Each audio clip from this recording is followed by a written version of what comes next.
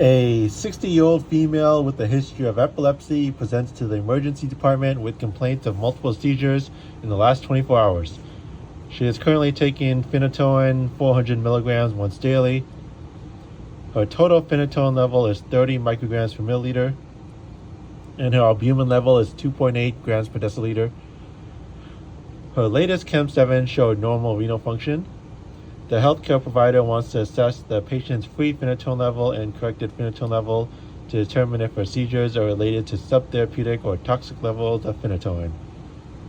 So the question is, what is the corrected phenytoin level? So this question I see like on almost every Naplex past exams. So you got to make sure you memorize the formula for corrected phenytoin. You got to memorize this formula. It is the phenytoin observed in the numerator, all divided by, in parentheses, albumin times it by 0.2, end parentheses, and then plus 0.1. So this formula you have to memorize because it's not going to be given to you at all on the exam. So you just have to plug in the numbers. So phenytoin observed, they tell you here, their total phenytoin level is 30 micrograms per milliliter. Don't worry about the units, they're always standard. So you can just write down 30 in the numerator because that's the observed phenytoin. All divided by albumin.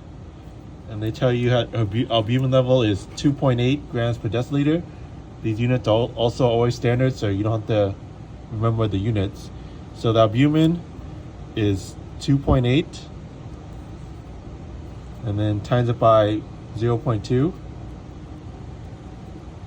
end parentheses, and all that plus 0.1. So remember, you're gonna have like a really crappy calculator, so you should just calculate these one by one. So keep the 30 in the numerator, divide it, and then I'm gonna solve 2.8 times 0.2. So that equals 0.56. This is 2.8 times 0.2 is 0.56. And then I'm going to add 0.1.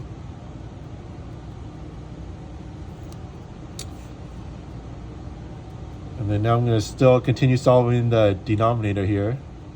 So 0.56 plus 0.1, that equals 0.66.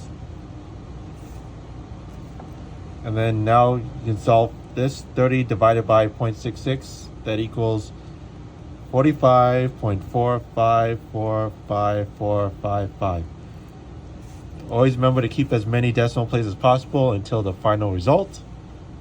And then now we go to our answer choices here, and we have here our listed answer choices C, 45.45. And that's your answer.